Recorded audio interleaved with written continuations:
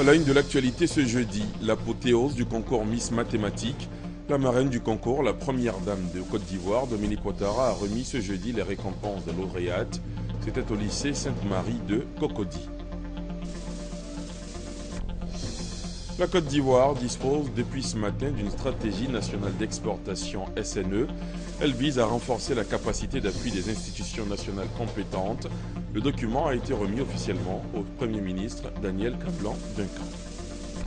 Dans ce journal également, l'état des lieux du travail abattu sur le terrain par la Comnat ALPC. Bilan dressé à Yamoussoukro où la Commission nationale de lutte contre la prolifération et la circulation illicite des armes légères et de petit calibre s'est réunie après 3 années d'exécution de son plan d'action. Et puis en sport football, alors qu'on ne sait pas encore dans quel pays se tiendra la CAN 2015, les éliminatoires de la compétition se poursuivent. Lors des 5e journées, la Côte d'Ivoire sera demain face à la Sierra Leone au stade Félix Houphouët-Boigny d'Abidjan. Voilà pour le sommaire, c'est l'heure de la grande édition. Bonsoir à tous et bienvenue. À suivre également dans ce journal le grand format de la rédaction.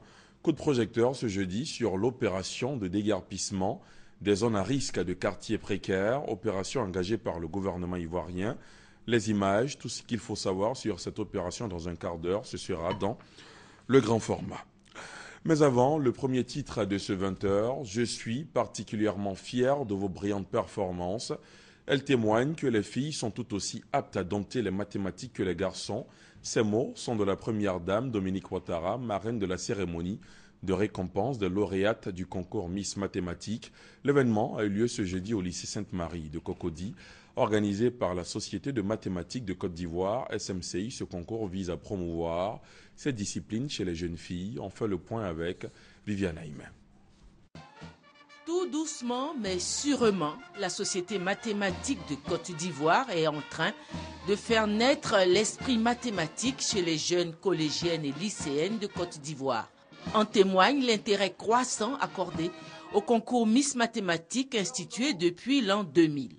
Ce jeudi 13 novembre, les 12 lauréates des concours Miss Mathématiques 2013 et 2014 devaient recevoir leur prix au cours d'une cérémonie organisée au lycée Sainte-Marie de Cocody, lycée d'excellence qui compte 9 élèves au nombre des 12 lauréates. Marraine une fois encore de cette nouvelle promotion de jeunes mathématiciennes, après le parrainage qu'elle a accordé à la promotion précédente, celle de 2012, la première dame de Côte d'Ivoire, Dominique Ouattara, qui fait de la promotion des femmes un de ses credos. Également le président de l'Assemblée nationale, Guillaume Kibafori Soro, qui par sa présence discrète ce jeudi au lycée Sainte-Marie a démontré son attachement à la promotion de la femme et son soutien à l'action de la Société mathématique de Côte d'Ivoire. Au nom de la Société mathématique, le professeur Saliou Touré a rendu un vibrant hommage à la première dame de Côte d'Ivoire. Comme dit le poète, soyez bénis, Dominique Ouattara. Vous qui ne ménagez ni votre temps ni vos efforts pour inculquer à la jeunesse ivoirienne les idéaux de paix, de culture et d'excellence. Au nom de la communauté mathématique de Côte d'Ivoire, je voudrais vous dire une fois de plus merci pour votre soutien permanent et pour vos encouragements sans lesquels la Société mathématique de Côte d'Ivoire ne saurait se rendre utile aux enseignants et aux élèves de notre pays. Le professeur Saliou Touré a tenu également à saluer le soutien du président de l'Assemblée nationale à la Société mathématique de Côte d'Ivoire.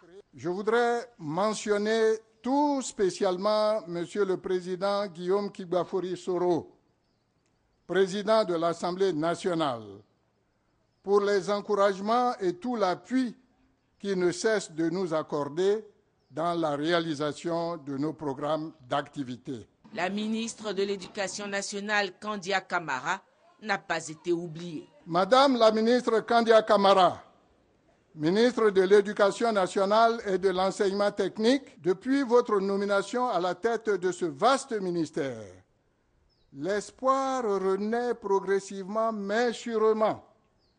Oui, Madame la ministre, Sous votre haute autorité, l'école ivoirienne est en train d'écrire les plus belles pages de son histoire récente. Le concours Miss Mathématiques comprend 2 niveaux. Le niveau des classes de 3e et le niveau des classes de terminale C. Pour l'année 2013, la lauréate nationale niveau 3e est Ouattara Maria, avec une moyenne au concours de 16,25 sur 20. Elle est élève à l'Institut Froebel de Marcory. La lauréate nationale niveau terminale C pour l'année 2013, Oyetola Maribola Jocelyne du lycée Sainte-Marie, avec une moyenne de 12,50 sur 20. Pour l'année 2014, la lauréate du concours niveau 3e est Agbalessi Christine Alexandra du lycée Sainte-Marie, avec une moyenne de 15,25 sur 20. La lauréate du concours niveau terminal C est Traoré Aïcha du lycée Sainte-Marie, avec une moyenne de 13,75 sur 20. Primé, meilleur établissement au cours de l'année 2013. Premier, le lycée Sainte-Marie de Cocody.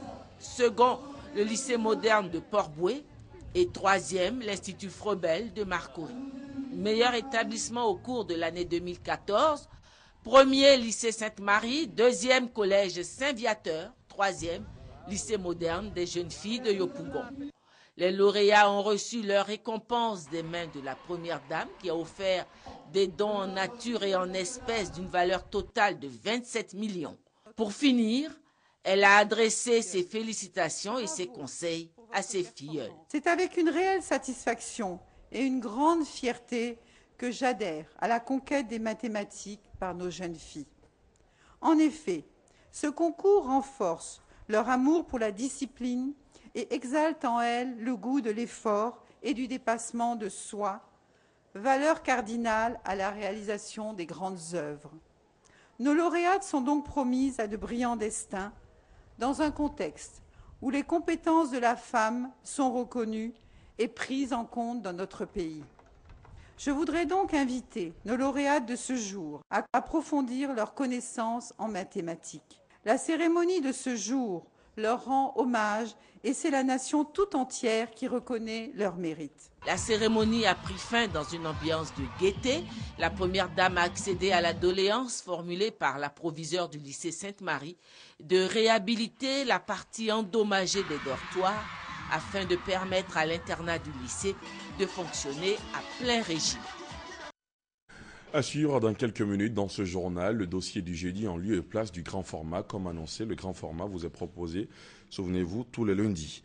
La Côte d'Ivoire dispose depuis ce matin d'une stratégie nationale d'exportation SNE. Elle vise à renforcer la capacité d'appui des institutions nationales compétentes afin d'accroître la compétitivité à l'exportation, les liens avec les marchés régionaux et internationaux et les recettes à l'exportation des petites et moyennes entreprises PME dans les secteurs à fort potentiel. Le document a été remis officiellement ce jeudi au chef du gouvernement ivoirien, Daniel Kablan-Duncan. Les précisions de Francis Boifou. Le document de stratégie nationale d'exportation SNE remis au Premier ministre Daniel Kablan-Duncan par la directrice exécutive du Centre du commerce international, Arantxa González. Il contient les actions à mener par la Côte d'Ivoire pour diversifier ses marchés d'exportation les 5 années à venir. La stratégie nationale d'exportation est désormais la feuille de route pour développer le commerce ivoirien. C'est une stratégie qui va aider les Ivoiriens à relever les défis et à créer une véritable culture à l'exportation, de plus de valeur ajoutée.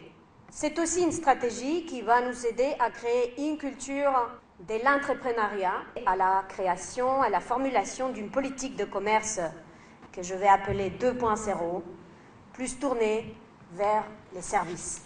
Pour le Premier ministre Daniel Kablan-Duncan, la mise en œuvre de la stratégie nationale d'exportation va accroître le taux des échanges avec les marchés internationaux et régionaux. Dans le même sens, le gouvernement est actuellement en initiative et en réflexion accélérée pour l'étude et pour la mise en place d'une institution chargée de gérer l'assurance crédit à l'exportation. Une telle institution, à l'image de la COFAS française ou d'Hermès ou d'autres structures de ce genre, permettrait de faciliter l'assurance et le financement des exportations, notamment en faveur des PME exerçant dans ce domaine. Objectif, permettre aux petites et moyennes entreprises ivoiriennes d'être compétitives sur les marchés et contribuer efficacement à la croissance et au développement de l'économie nationale. Autre rencontre ouverte ce jeudi à Abidjan, la 7e édition du Forum africain des infrastructures. Durant 2 jours, les experts vont plancher sur la maintenance et la réhabilitation des infrastructures de transport en Afrique, histoire pour eux de déployer des pistes de solutions pour le développement des infrastructures de transport sur le continent et plus particulièrement les routes. Mahamadou Traoré, Francis Boifou. L'État et le développement des routes en Afrique, sujet évoqué à l'ouverture de ce 7e Forum africain sur les infrastructures à Abidjan. Face à la dégradation très avancée des routes, une nouvelle politique d'entretien s'impose selon les experts. Pourquoi la thématique cette fois-ci de l'entretien routier? C'est qu'on s'est rendu compte que effectivement, on parle souvent de développement des infrastructures, mais derrière, on se rend compte que nos infrastructures routières d'il y a 20 ans, d'il y a 30 ans, sont en train de se dégrader, on est en train de les perdre, parce que justement, on n'a pas joué ce rôle d'entretenir les routes, d'entretenir le réseau. En Côte d'Ivoire, les besoins en termes de réhabilitation des routes sont énormes et le gouvernement en est conscient. Les besoins pour déjà remettre à niveau les infrastructures de base au moins routières, on parle de 1500 milliards. Et puis maintenant, il faut voir également les ressources nécessaires au développement de ce réseau qui sont encore des montants beaucoup plus importants.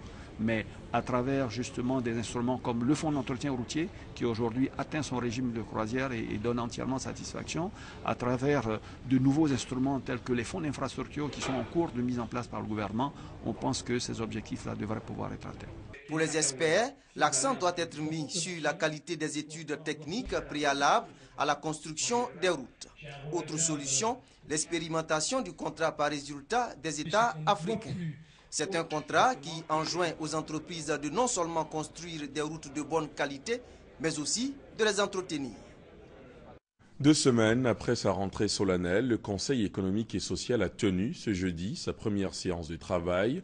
Une rencontre marquée par l'adresse du premier vice-président de l'institution, Coulibaly Tiemoko-Yadé, aux conseillers et une remise à chacun d'eux d'une pochette contenant des documents et textes régissant le Conseil. Guy-Roger Nguessa, Adama Koné. Convivialité et efficacité sont les maîtres mots qui devront guider les conseillers économiques et sociaux tout au long de cette 10e mandature. À cette première séance de travail, après la rentrée solennelle du Conseil, le premier vice-président a appelé à la disponibilité et à la compétence des 115 conseillers pour relever les défis de l'institution et réussir leur mission auprès des pouvoirs publics. Nous avons le sentiment que tous ceux-là peuvent se départir de leur appartenance politique, religieuse, etc., pour débattre sainement et en toute liberté des questions qui intéressent le développement de la nation et apporter au président de la République un conseil qui peut lui être utile dans l'orientation et dans l'organisation de la vie économique du pays. Et le monde évolue et nous devons effectivement adapter nos réflexions, nos observations sur l'évolution du monde de manière à adapter notre pays. Chacun des conseillers aura à siéger dans l'une des 5 commissions thématiques permanentes. Ils devront également réfléchir sur des axes prioritaires au cours de cette mandature, à savoir la formation de l'élite ivoirienne de demain, le libéralisme à visage humain, le financement des PME. Au terme de la séance de travail, chaque conseiller a reçu une pochette contenant des documents et les textes régissant le Conseil économique et social.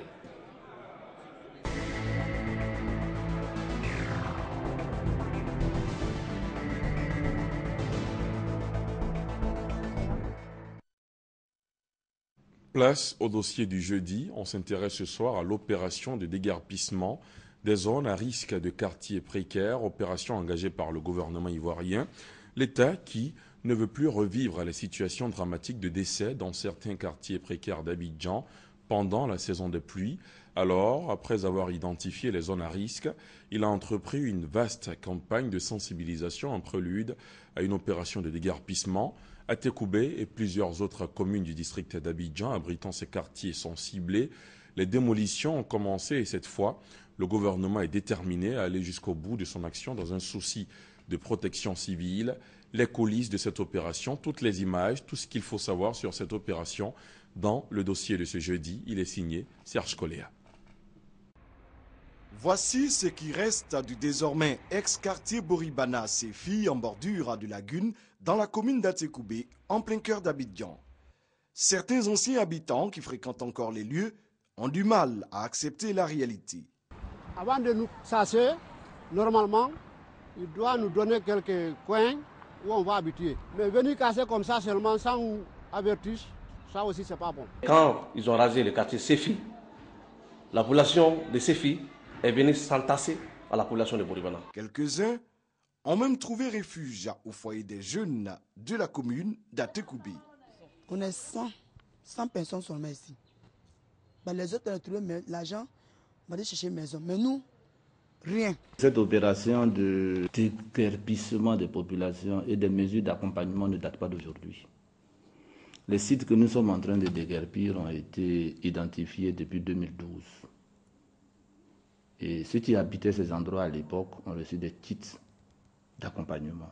À l'Office national de la protection civile, cette opération de déguerpissement est d'une nécessité vitale. Elle est la matérialisation de la volonté des autorités gouvernementales, celle d'éloigner les populations des zones à risque en démolissant systématiquement ces quartiers qui ont enregistré une quarantaine de morts cette année pendant la saison des pluies. Au niveau du district d'Abidjan, 75 zones à risque ont été identifiées pour être déguerpies.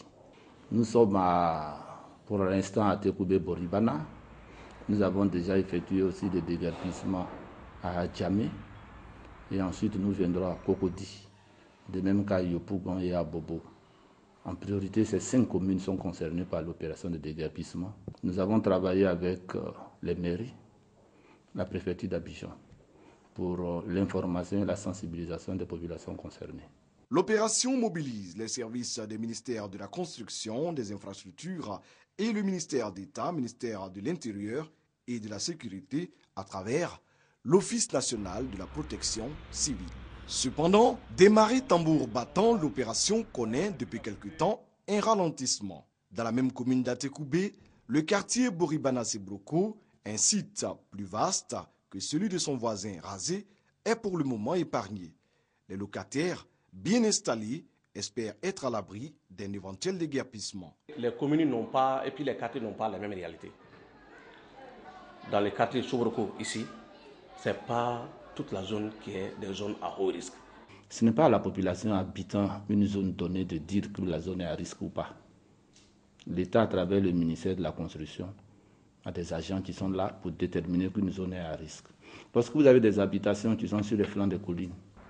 Lorsqu'on a des habitations qui sont dans les rivières, dans les talvecs, les techniciens du ministère de la Construction déterminent que c'est une zone à risque. Situation identique au quartier Mosikro.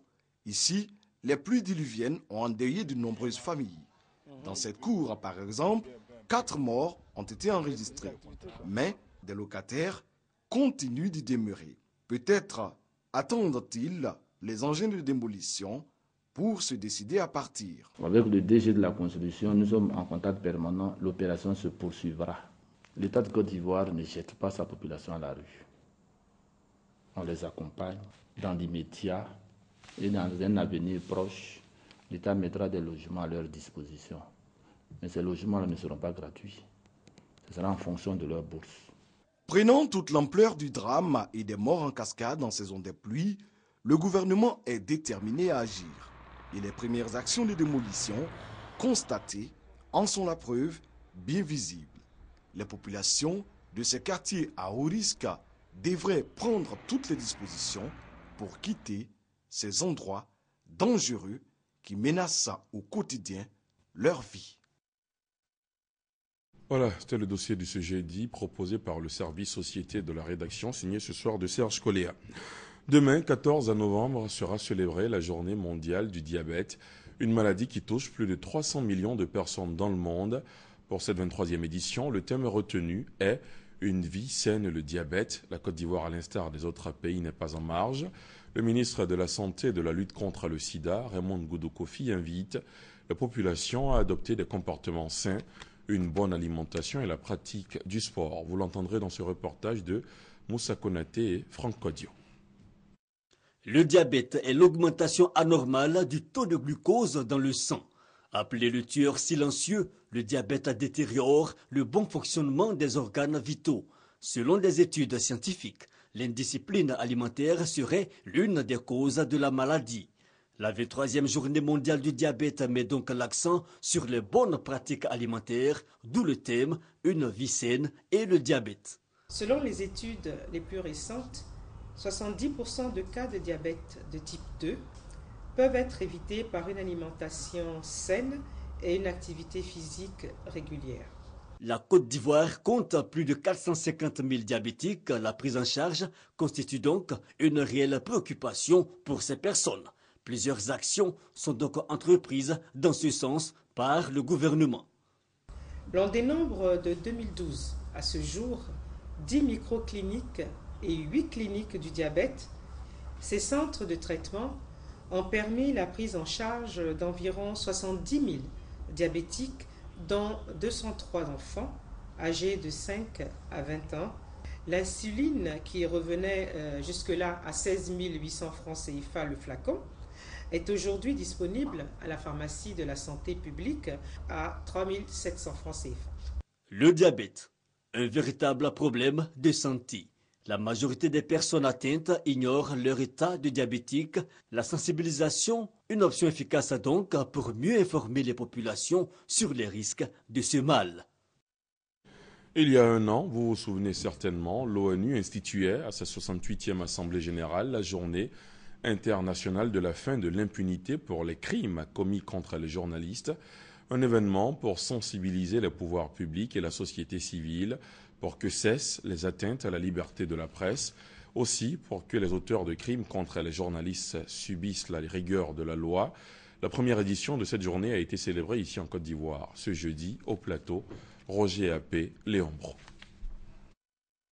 Cette image est celle du journaliste franco-canadien Guy-André Kiefer, disparu en 2004 dans des conditions non encore élucidées. C'est un exemple parmi les 700 cas de crimes contre les journalistes enregistrés la décennie dernière au monde. Au moins 60% de ces crimes, selon l'UNESCO, qui en dénombre déjà 100 pour cette année 2014, n'ont jamais connu de procédure judiciaire.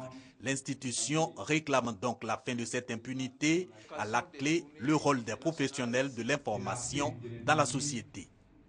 La liberté d'expression est un droit fondamental qui est essentiel à la dignité humaine, à l'état des droits et à la bonne gouvernance. Il est plus important que jamais de fournir aux citoyens des informations dont ils ont besoin pour prendre des décisions éclairées concernant leur vie et leur société.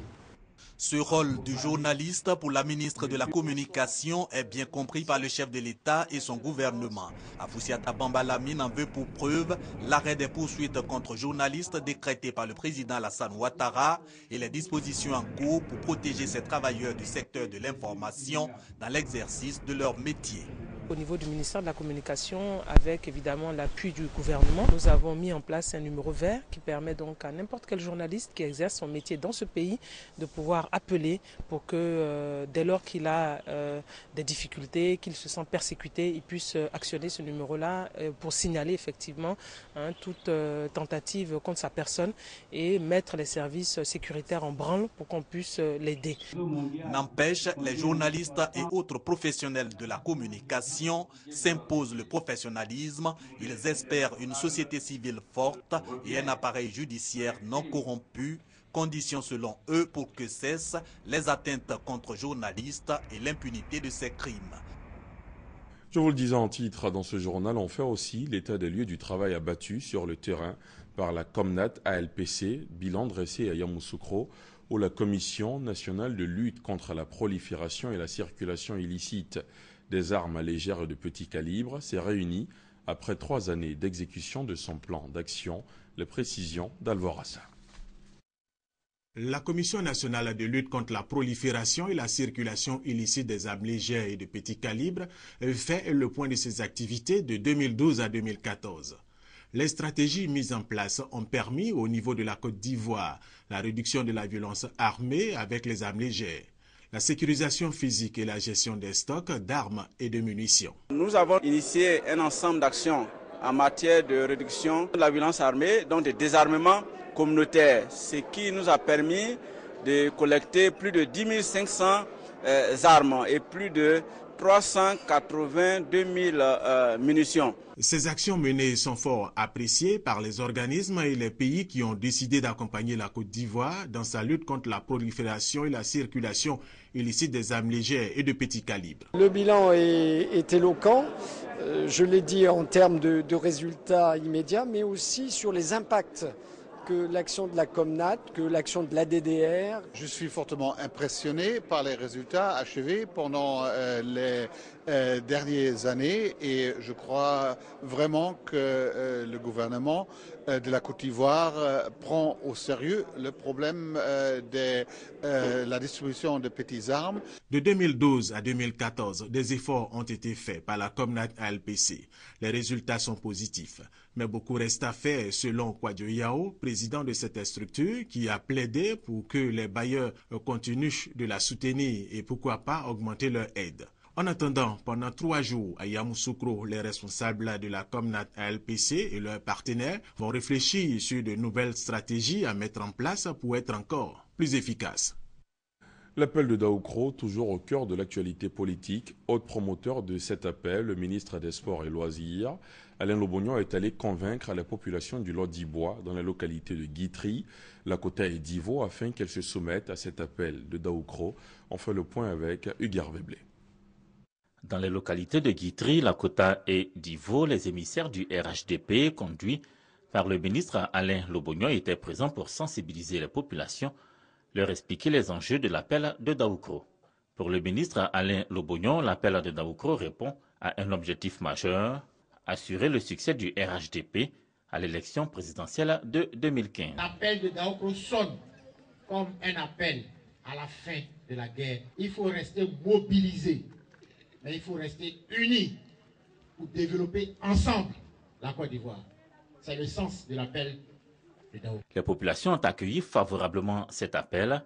Pour elles, cette vision du président Henri Konan Bédié est gage de paix pour la Côte d'Ivoire. Elles se disent donc mobilisées pour la réélection en 2015 du président Alassane Ouattara. Amadou Kourouma, né en 1927 à Boundiali dans le nord de la Côte d'Ivoire, est décédé, souvenez-vous, le 1er décembre 2003 à Lyon en France. Arrivé hier, ses restes seront inhumés demain vendredi au cimetière de Williamsville, c'est au nord d'Abidjan. Avant son décès, Amadou Kourouma a publié plusieurs œuvres littéraires. Notre reporter Koné Pargassoro revient sur son parcours littéraire et professionnel. Rue Amadou Kourouma, 1927 et 2003. C'est ce qu'indique cette pancarte située aux deux plateaux, non loin du domicile du célèbre écrivain Amadou Kourouma. Désormais, cette rue porte le nom Amadou Kourouma, décédé à Lyon, en France, en 2003. Donner le nom de cette rue à Amadou Kourouma, qui y habitait, c'est rappeler son souvenir et de rendre à la postérité pour que les Ivoiriens se souviennent. Veuve Christiane Kourouma, l'épouse d'Amadou Kourouma, se félicite de cette initiative des autorités ivoiriennes. Plus tôt ce matin, à l'école normale supérieure ENS, cet ancien enseignant et ancien membre de l'Académie des sciences, des cultures, des arts d'Afrique et de ses diasporas, ASCAD, est honoré par ses pairs. Une salle de classe lui est désormais dédiée. Consolons-nous, chers parents, chers amis et collègues d'Amadou Kourouma. Notre motif de consolation, c'est Amadou Kourouma lui-même qui nous le donne. Et je cite, « La mort engloutit l'homme, elle n'engloutit pas son nom et sa réputation. » Plus qu'un écrivain, Amadou Kourouma reste et demeure un éveilleur de conscience. Il dira d'ailleurs dans son roman « Les soleils des indépendances » à la page 10, et je cite, « Lorsqu'un Doumbia ou un Kourouma meurt, son homme retourne toujours sur sa terre natale. » Fin de citation. Décédé en terre française, Amadou Kourouma sera inhumé le vendredi sur sa terre natale, la Côte d'Ivoire. Du sport, football pour terminer, alors qu'on ne sait pas encore dans quel pays se tiendra la CAN 2015. Les éliminatoires de la compétition se poursuivent. Lors des 5e journées, la Côte d'Ivoire sera demain face à la Sierra Leone au stade Félix Houphouët-Boigny d'Abidjan. Battre la Sierra Leone pour la 2e fois sur cette pelouse, c'est donc le défi que tiennent à relever Hervé Renard et ses poulains. Dans cet esprit qu'a eu lieu un regroupement cet après-midi au stade Félix Houphouët-Boigny en présence d'Anne-Marie Nguessan. Dernière séance d'entraînement dans une ambiance décontractée. Mais les 23 poulains d'Hervé Renard sont tout aussi appliqués et concentrés. Ils ne perdent pas de vue l'essentiel qui est de faire de bons résultats à domicile afin de se qualifier pour cette prochaine CAN.